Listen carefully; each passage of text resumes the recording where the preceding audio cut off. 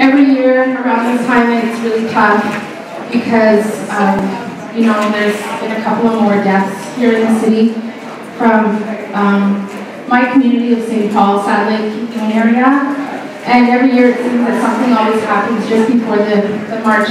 And I don't know if it's just to test the strengths of all of us or to see if it's still going to go on, but so far it's going. It's now 25 communities across Canada and 3 in the United States that are walking today.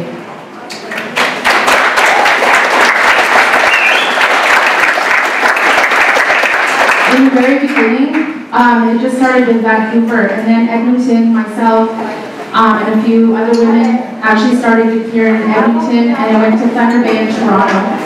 The following year, Calgary and Winnipeg got started, and then it just went from there. So the last 10 years, it's been getting bigger and bigger. Each and every one of the marches are not sponsored or funded by the government. We all just do it out of the kindness of our hearts, relying on people like yourselves, relying on businesses that want to help out, and just relying on people who believe in the cause and believe in memorializing all the women that we've lost to violence and who are still missing. I guess last year I was like really contemplating about not doing the walk anymore. A lot of it had to do around my own son's death. My son being gay and possibly targeted was really hard for me. But I remembered in the past that we'd always walk for our gay and lesbian queer friends because they're a part of us too. And they're a part of our community. And so I want to make mention of everyone that is in that group, as well as our men that we've lost. It's not only about our women. The women have been taken at staggering amounts across Canada and across the world. And this walk was initially started for the women. And it wasn't only just for Aboriginal women, it was for all women. I was like, well, long before I knew I was Native, I knew I was a girl. Until somebody called me a wagon burner. And I had green eyes and like colored hair back then, and I'm like, what's a wagon burner? And it was like an all-white school, and there wasn't very many Natives. And we went home, and I didn't realize that we were Native because we didn't look it. And it wasn't until we grew up a bit and we started to learn our history of where we came from and where my grandfather came from, and then we started to follow the way, our spirituality, the sweat lodge and whatnot. And that's why this walk has that Aboriginal flair to it, because I wasn't raised in a church. I was raised in a sweat lodge, and I was raised with the smudge and with the Creator and the eagles and all the spirits. And so had I been maybe Christian or something else, we would have had that flair. And across Canada, it's everywhere, it's all different. So that's why specifically here in Edmonton, it's run into an Aboriginal flair. And what I found is a lot of people are very understanding and actually love it. So that's a good thing. I'm a Cree Métis, and I am out of St. Paul, but originate out of the north in Fort Mac. My culture is very, very important to me.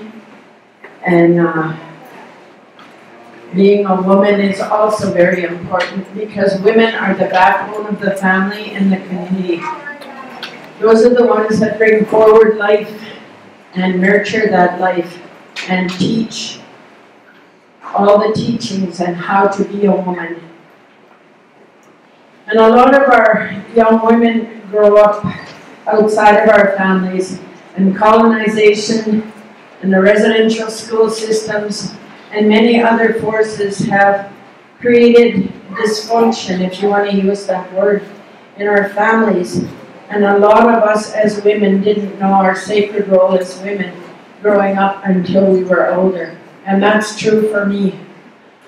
I train my daughters and my granddaughters and any other young girl I get a chance to talk to about how sacred our life is and how important it is to walk in a good way and to walk with pride and respect for yourself and to demand respect from others, because it's not always there.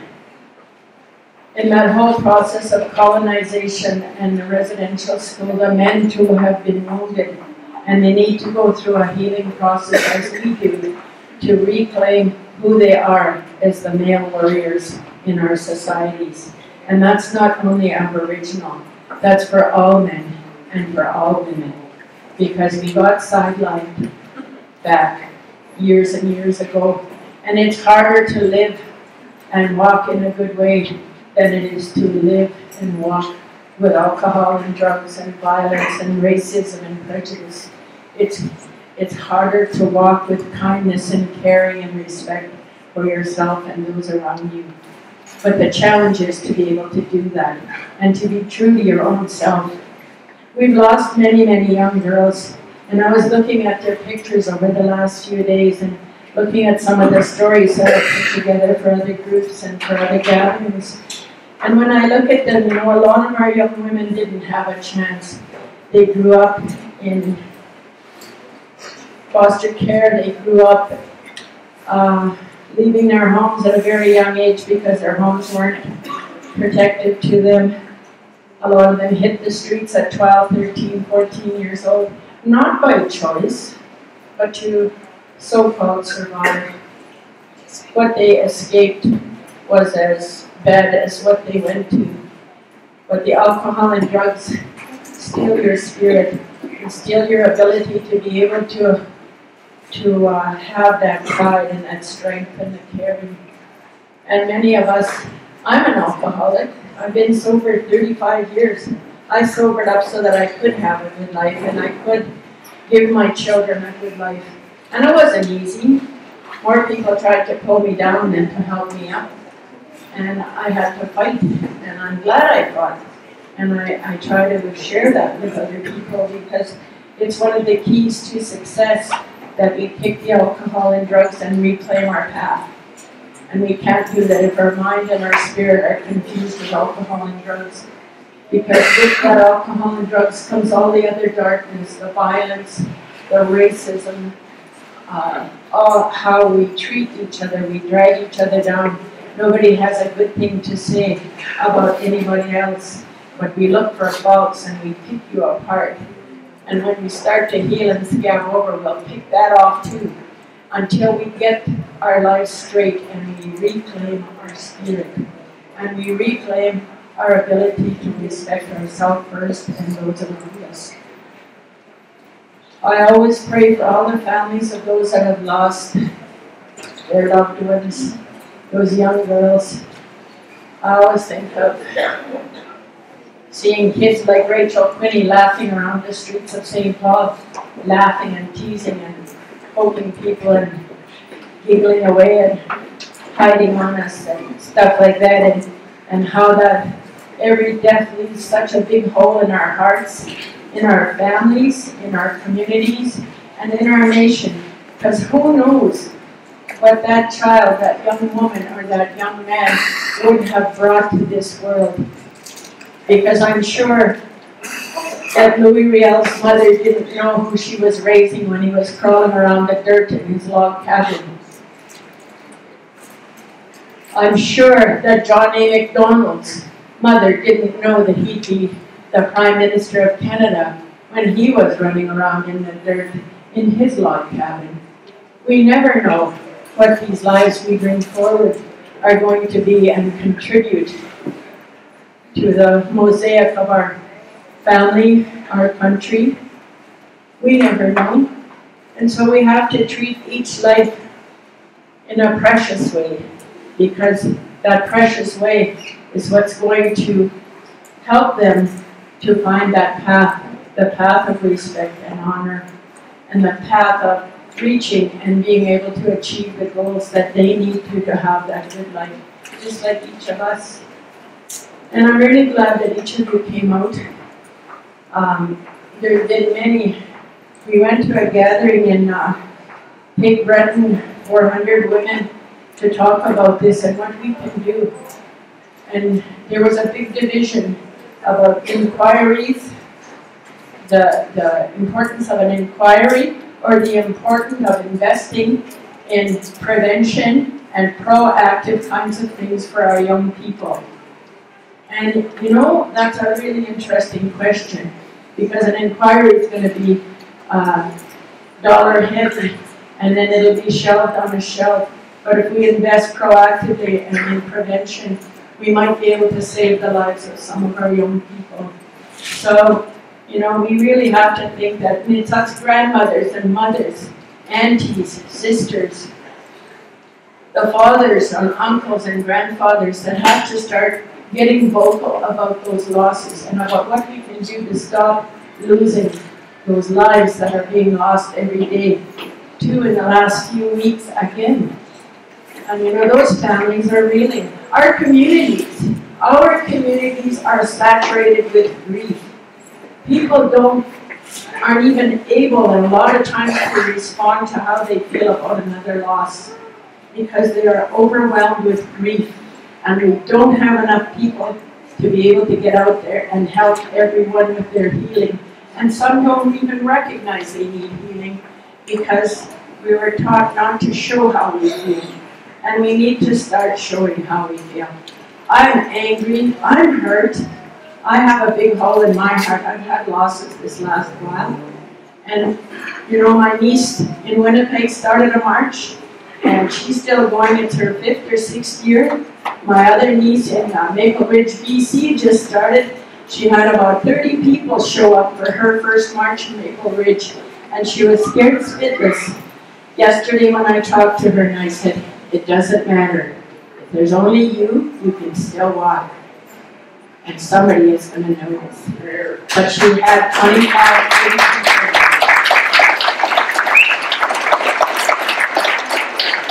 That's about believing. That's about believing. Her daughter is young. Her daughter has been fighting to stop advances because she's very beautiful and she walks home at night after work. Her mother was abducted and raped and thrown away in a gravel pit and left for dead, I guess, because the guy just took off with her van. And she survived, but she was never the same. And the guy still hasn't been brought to justice. They said they DNA tested him and he was a match, but he still hasn't been charged. That's 20 years. 20 years! And nothing's happened. She's gone to the spirit world, and she took her horror with her. But we're fighting to make sure that it doesn't get forgotten. We still are on the Calvary police. We're still making noise and making sure that it's not forgotten, because that's what we can do. Those of us that are here, when somebody takes us off, we can have real big mouths. Well, let's put those big mouths to productive work, is what I always say. Because we do, we all have them. And we're very mouthy about things that take us off. So let's get mad about the missing and murdered women and girls. Get mad about the missing and murdered men and boys. Get mad at those people who practice racism and prejudice and discrimination. And be vocal about it. We don't have to act in a mean way. We just have to be vocal in productive ways. All of us have been touched by murder and the murder and missing women of Aboriginal descent. My late aunt, who I never got to meet, my dad's baby sister, went missing back in 1963. And she was never found, but her remains were found. And my father's family never spoke of this. They never ever spoke of it because it was so horrendous and it was so violent and it was so sad. And I know that many of our people and many of our women have endured sadness, fear, loss, and in the end, loss of their lives. And many of their children and their families live on. I always wanted to be a part the movement of recognizing murdered and missing women. But it being so painful, it was always easier to say, somebody else will do it better than I can. Well, I think it's time that we begin to talk about it in my family, for sure. And I'm sure in other families as well. As Linda was saying, there's two ideas about the topic of murdered and missing Aboriginal women. Murdered and missing women in general. Should there be an inquiry, or should there be something in place to prevent and to help our women? And I know I heard it wasn't a racist, this isn't a racism issue, but a lot of the reason why our women are lost and murdered is because of racism. So what do we do? Do we help one another? Do we do prevention? Do we do healing? Or do we just do an inquiry for information?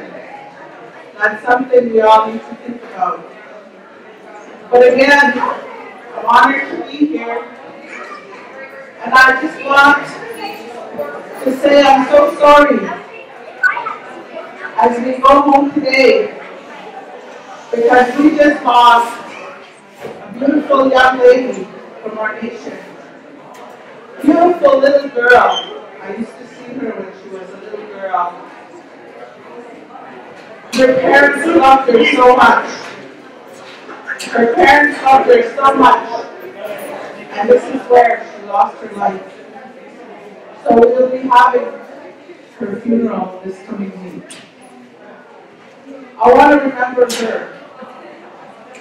And I also want to remember the lady from Alexis who was murdered also.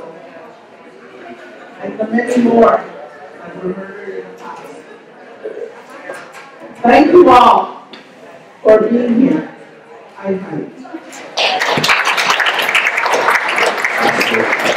I stepped out and I felt that as a male, as a man, it's important that we support our women.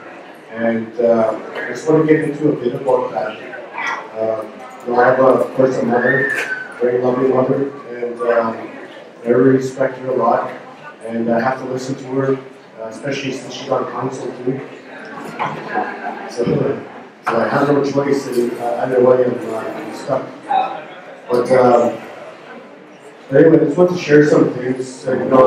This is personal for me as well too. I lost a couple of uncles. One was killed. He was stabbed back in the 70s. I was just a boy, but I remember the wake of the funeral. And even though my mom's family, there's 17 of them, it was still such a big loss.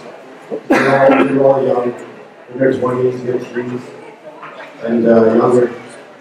And so it really does hit home and impact even years later. I had asked my mother to cook some bannock for tonight's meal and feast here.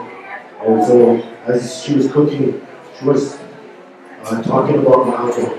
So I could tell it still affected her. And even after all these years.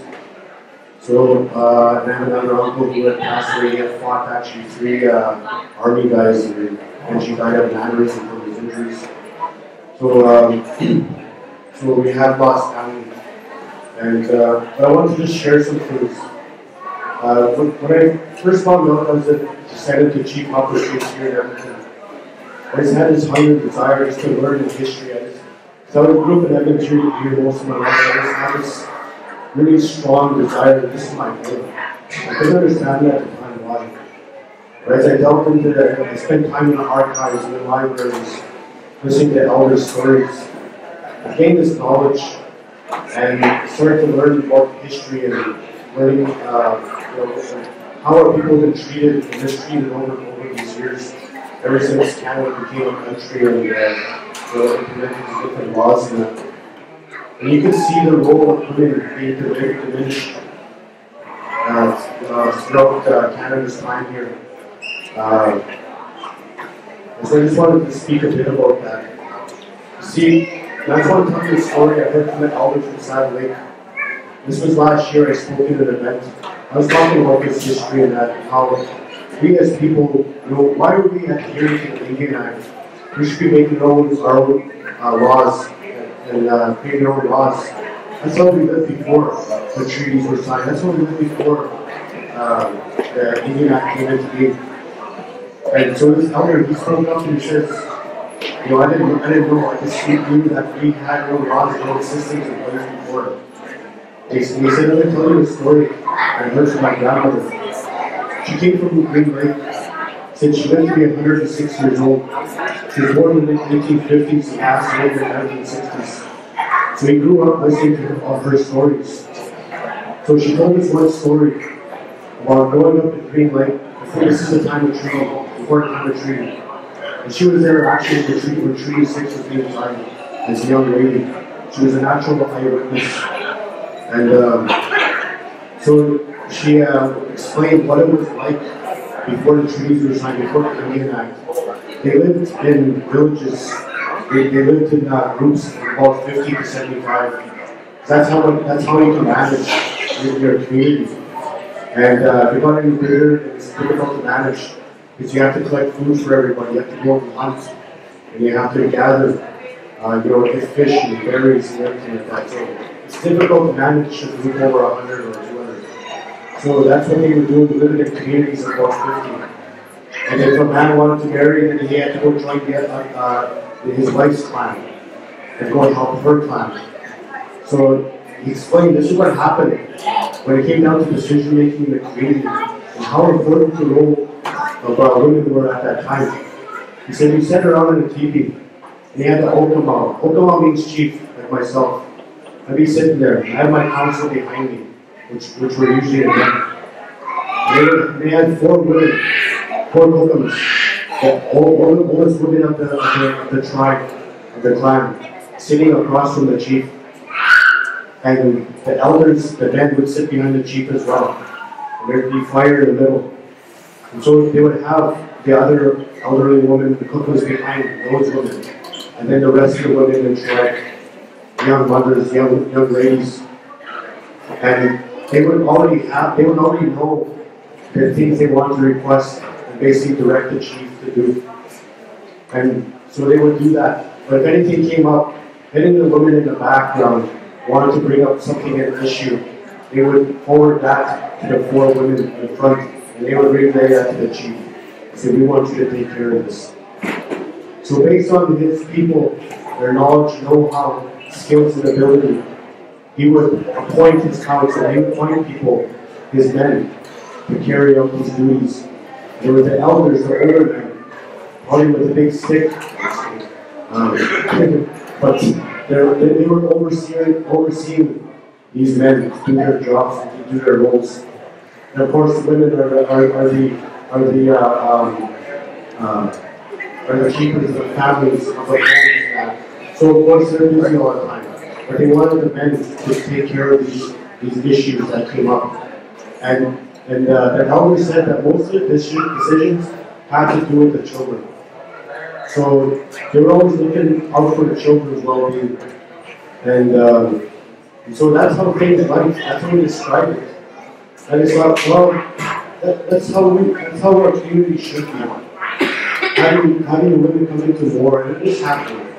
It is happening. You hear these women groups that are springing up. I've been seeing them. They're having these youth sessions across Canada. And of course, with the resurgence of Iowa war, that was led by women. That issue was brought to our consciousness by women. I saw it on Facebook. My auntie wanted to go. She wanted to go to Louisville, and that's where here in Alberta, that's where things started. And at that meeting there. So, I just want to share this. That this is something that we should get back to and incorporate in our systems. And as a leader, I do take seriously women's decisions and roles. Because why do they make sense? Because we're always thinking, not only just of himself, but of the children and well-being of others. So I just want to share that you know, there needs to be, from a male standpoint in our communities, that we need to be standing up for our women and honoring them more and bringing them more into, you know, our, and that's part of the problem too, is the Indian Act, this patriarchal system where it was the men that basically ruled, but that was Canada's way, that wasn't our way. So I just wanted to just share this, what it was like before treaty and Indian Act and before colonialism and residential school. So that's what they wanted to rob from us. So basically, you know, I've heard that before, they really went underground. And, you know, as I was sharing with the young lady here earlier, that, you know, back then with the Indian Act, the males over the age of 21 were only allowed to vote. And we didn't even get to vote in Canada until about 1961. So we did suppress, and you know, that was instituted on the reserves. So we got to come out of that system and implement our own and get back to what it was like before. And so there's more honor and respect. Because where I'm coming from is when we respect our women and stand up for our women more and not mistreat them, then the rest of society is going to be looking at that. You know, and say, hey, we don't disrespect a woman like that. You know, there was a time when, you know, if you wanted to marry one of our women, you had to get horses. That was a sign that she was very valuable. The more horses you gave, that showed more respect and honor to her for her skills and abilities. Because if it wasn't for First Nations women, these fur traders and people coming out west here, they wouldn't have been able to survive. They showed them how to live out there, otherwise they would have died off. They would have run back to Eastern Canada or to England. So if it wasn't for First Nations women, you know, in a way they helped to build this country. But we need to get back to the way things were and elevating the status of women and respecting and honoring our women. Look upon your face, innocent you are, sending swords at the crime. The system's gone too far. I will fight for freedom in a positive way. I will fight for you, my people, because there is no other way. Behold the keys of the missing link. Taxpayers, I hereby sentence you to think. Take a good look at the white man's eyes. The oppressive justice system. Do you hear the nation's cries? The resistance continues. Indigenous are strong. We lived in the right. White men lived in the wrong. I will fight for my people. Feather in my hand. I will fight the unjust judgments, the disease upon our land. My brothers, my sisters, we must make our stand. Together we will fight the truth. Thank you.